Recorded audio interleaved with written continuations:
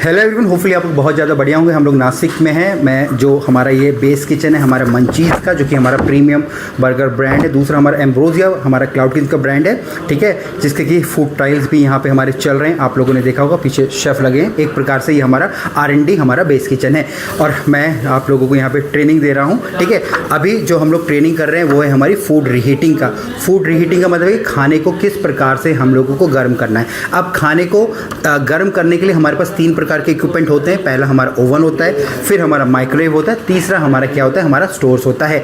यहाँ पे ये जो पोस्टर है मेरा, मैं ट्रेनिंग्स आप लोगों को अभी यहाँ पे दे रहा हूँ। बाकी बाद में इस पोस्टर को हम लोग प्रॉपर्ली लैमिनेट करके अपने किचन में हम लोग प्लेस कर देंगे, ताकि जितना भी स्टाफ है इसको देख के अगर उनको कोई कन्फ्यूज़न होगा तो उसको उसकी क्लैरिटी हमारी आ जाएगी। अब यहाँ पर जो सबसे बेसिक रूल होता है हमारी जो रीहीटिंग का, वो ये होता है कि जो भी खाना हम लोग गर्म कर रहे हैं उसका जो इंटरनल टेम्परेचर, उसके अंदर तक का जो टेम्परेचर कितना होना चाहिए, हमारा 74 डिग्री 74 डिग्री सेल्सियस होना चाहिए। टेम्परेचर नापने के लिए जो हमारी प्रॉब्स आती है थर्मामीटर की, ठीक है, वो हम लोग यूज़ कर सकते हैं। और यहाँ पे 74 डिग्री तक वो उसका जो टेम्परेचर इंटरनली पहुँचना चाहिए एटलीस्ट 15 सेकेंड के लिए, 15 सेकेंड के लिए 74 डिग्री तक हमको तापमान पहुँचाना है उस पर्टिकुलर फूड का जिसको कि हम लोग गर्म करना चाहते हैं। अब यहाँ पे 3 मैंने आपको बता दिया। आप ओवन में कर सकते हैं, आप लोग माइक्रोवेव में खाने को रीहीट कर सकते हैं। तीसरा, आप अपने जो स्टोव हमारे जो होते हैं उसके ऊपर, जैसे वहाँ पे स्टोव है हमारा, उसके ऊपर कर सकते हैं। अब यहाँ पे मैं आपको लगभग 7 रूल बताने वाला हूँ जो कि फूड की रीहीटिंग से हमारे होते हैं। सबसे पहला है reheat food immediately after moving them from the refrigerator, ठीक है। अगर आपने खाना कोई फ्रिज से बाहर निकाला है, ठीक है, तो आपको उसको इमीडिएटली उसको रीहीट कर देना। ऐसा नहीं कि आपने खाना निकाला, बाहर आधे घंटे के लिए छोड़ा और उसके बाद आप लोग गर्म कर रहे हो, ये बिल्कुल गलत है। अगर आपने फ्रिज से कोई खाना निकाला है तो उसको इमीडिएटली ही आप लोगों को क्या, रीहीटिंग करने के लिए रख देना है। दूसरा यहाँ पे क्या, reheat food to the correct internal temperature. अब जब आप खाना रीहीट कर रहे हैं, चाहे वो चिकन है, वेज है, फिश है, नॉन वेज है, पनीर है, किसी भी खाने को अगर आप गर्म कर रहे हैं तो उसको आपको इंटरनल टेम्परेचर 74 डिग्री तक ले जाना है और उसको 15 सेकंड तक आपको वहाँ पे छोड़ना है, ठीक है। 74 डिग्री को 15 सेकंड तक आप लोगों को रखना है किसके, खाने को, ठीक है। ये एक करेक्ट टेम्परेचर है। अगर इससे कम है तो अच्छा नहीं है, ज़्यादा अगर हो जाता है तो कोई प्रॉब्लम नहीं है। तीसरा यहाँ पे यूज़ है, तीसरा यहाँ पे जो रूल है वो है use a calibrated food thermometer to measure the correct temperature, correct and the current temperature. अब यहाँ पे जैसे कि मैंने आपको बोला, अगर आपका खाना गर्म हो रहा है तो आपका कैसे पता चलेगा कि वो 74 डिग्री है या उससे कम है या उससे ज़्यादा है। तो यहाँ पे जो प्रॉब होते हैं वो जो कि प्रॉपरली कैलिब्रेटेड होने चाहिए। कैलिब्रेशन का मतलब है कि जो प्रॉब्स है वो हमारी सही जो टेम्परेचर को दिखाना उनको चाहिए, ठीक है। उनका आपको यूज़ करना है ताकि आपको टेम्परेचर वहाँ पर सही पता लग पाए, ठीक है। तो ये हमारा कौन सा था, तीसरा रूल था। इसके बाद यहाँ पे मेरा जो चौथा रूल है वो है मेरा रीहीट फूड वंस।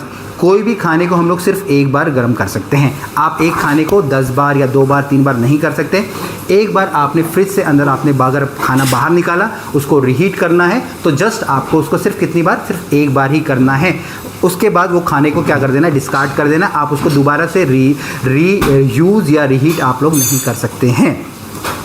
इसके बाद यहाँ पे जो 5वां रूल है हमारे जो फूड की रीहीटिंग का, वो है serve the reheated food immediately, ठीक है। अगर खाना आपने रीहीट करा है, गर्म करा है, उसका इंटरनल टेम्परेचर 74 डिग्री आ गया है 15 सेकंड के लिए, तो आपको उसको इमीडिएटली सर्व कर देना है अपने गेस्ट को, अपने फैमिली मेम्बर को, जिसको भी आपको सर्व करना है। बट यहाँ पे आपको उसको स्टोर नहीं करना है, ठीक है। ये नहीं कि आप उसको हॉट होल्डिंग में डाल दें अगले 2 घंटे के लिए, 4 घंटे के लिए, ठीक है। वरना फिर से क्या होगा, जो भी इसको खाएगा उसके अंदर जर्म बैक्टीरिया आ जाएंगे और वो जो बंदा है वो बीमार पड़ जाएगा।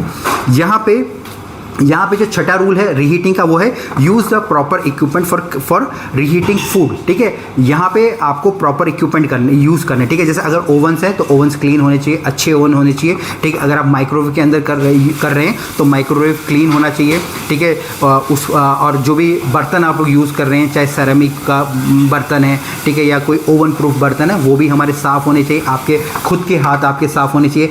खाने को गर्म करने के बाद जिस बर्तन में आप लोग सर्व कर रहे हैं, जो भी कटलरी क्रॉकरी आप ले रहे हैं, ठीक है, वो भी हमारी क्या होनी चाहिए, क्लीन हमारी होनी चाहिए। तो जितने भी इक्विपमेंट आप लोग यूज़ कर रहे हैं, आप लोग टोंग यूज़ कर रहे हैं, आप लोग नाइफ यूज़ कर रहे हैं, आप लोग स्पून से यूज़ कर रहे हैं, वो सारे के सारे जो प्रॉपरली हमारे जो इक्विपमेंट्स हमारे क्लीन होने चाहिए, ठीक है। और इसके बाद 7वां जो रूल है, जो कि सबसे ज़्यादा इंपॉर्टेंट रूल है, वो है do not overload reheating equipment. आपको ऐसा नहीं करना है कि रीहीट करने के लिए आपको भर भर के रीहीट करना है, ठीक है। फॉर एग्जांपल के लिए अगर आप माइक्रोवेव में कर रहे हैं, आपको मालूम है कि आपका जो बर्तन है, ठीक है, वो कितना बड़ा है। ऐसा नहीं कि आपको रीहीट करना है और आप उस पर दुनिया भर का सामान एक साथ रीहीट कर रहे हैं, ठीक है। आप अगर आप बर्नर पे कर रहे हैं, आपका जो पतीला है या सॉस पैन है, आपने उसको फुल कर दिया तब जाके आप उसको रीहीट कर रहे हैं। तो जितनी भी मिनिमम क्वांटिटी है या जितनी क्वांटिटी रिक्वायर्ड है, सिर्फ उतना ही आपको रीहीट करना है। कहने का मतलब है कि आपको ओवरलोड नहीं कर देना है आपने इक्विपमेंट को, चाहे वो आप बर्नर में कर रहे हो, चाहे वो माइक्रोवेव में कर रहे हो, या फिर आपके ओवन में कर रहे हो।